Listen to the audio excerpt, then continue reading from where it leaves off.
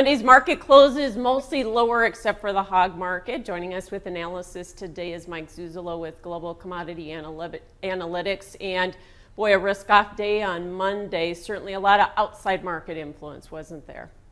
Yeah, and I think we're still living off of the reports from last week too, Michelle, not just the consumer price index, but also the WASDE report, especially with the soybeans. And that even showed up in the Globex trade from Sunday night before we saw the Monday trade and the risk off trade from the outside markets.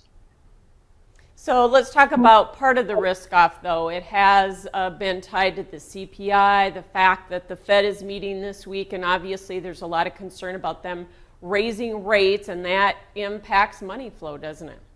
It really does. We're chasing which is falling faster, demand or supply. And I think that's what we're going to have to face pretty much all summer long until we get to pollination in corn and pod fill in the soybeans when it comes to the row crops. You notice on the WASDE report on Friday that the USDA did start to ratchet down demand, especially in beef. They saw the per capita consumption drop quite a bit from the prior year, and I think that's the beginnings of the demand destruction. But we just can't get a beat on how bad the demand is.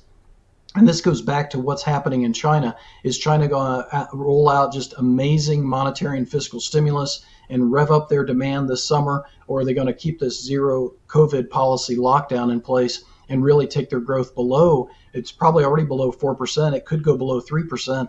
If that's the case, and you're looking at pretty severe unemployment historically, and then that means job losses, and that means you're not going to have a middle class consuming as much food out. And the lockdown's obviously doing the same. So it's a really tough dynamic. I would say almost a historic dynamic when you throw on top of that the question marks surrounding the Baltic region. Yeah, and we still don't have a lot of answers there in terms of how much grain is actually going to flow out of that region. But certainly some of the trade initially bought into that Russia was going to allow export. But really, that isn't going to happen, is it, Mike? No, and I think this is where a first deputy ag minister of Ukraine said Monday that they are looking at only about a 17 to 20 million metric ton wheat crop. That's dismal compared to what the EU came out with just a few hours prior.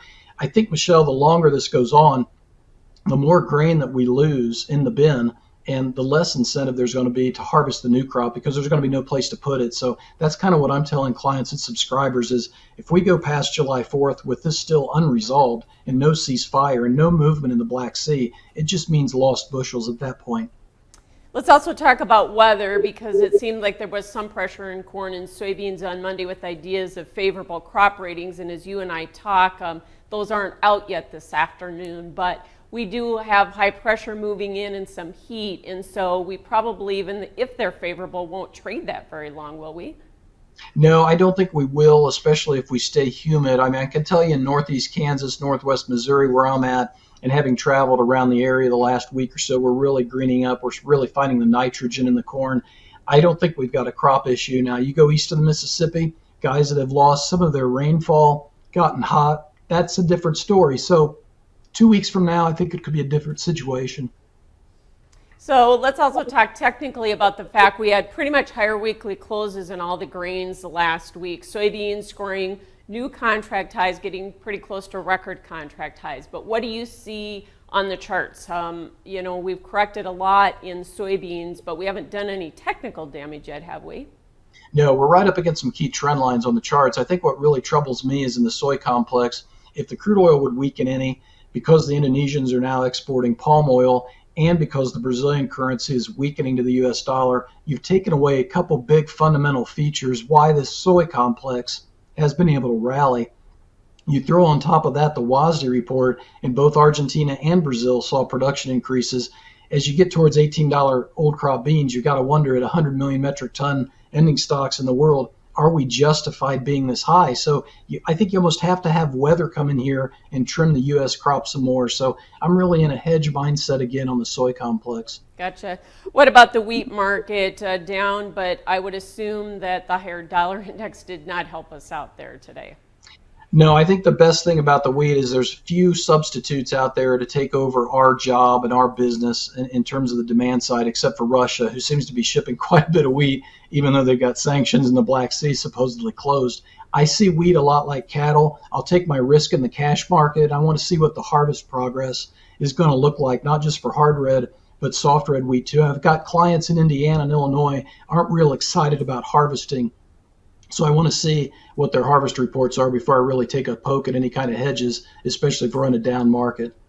Tough day in the cattle market. We gapped lower on the opening, and of course we were tied to the equity sector there. Are you bullish longer term though, especially with the tight supplies and the lower weights?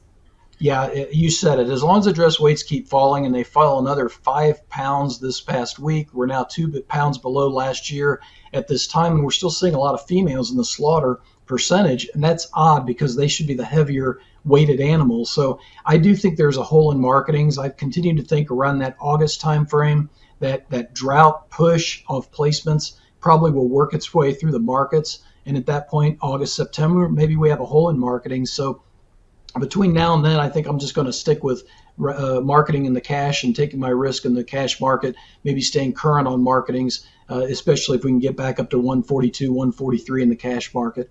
Yeah, what's your thoughts on cash this week? We had the nice push last week, but with futures down so hard on Monday, does that put us on the defensive this week?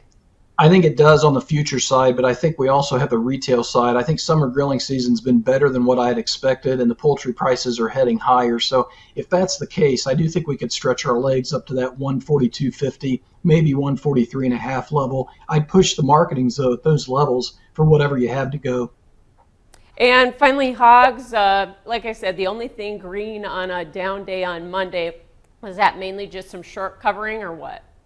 Yeah, I think so. Spread unwinding, short covering, maybe commitment to traders report got the job done for the bears. I think China, again, is a whole key to the hog sector and the pork sector. So we're going to have to watch China very closely, what I would call that pork and bean trade. All right. Thanks so much for joining us, Mike Zuzolo. And that is our commodity wrap here on AgWeb.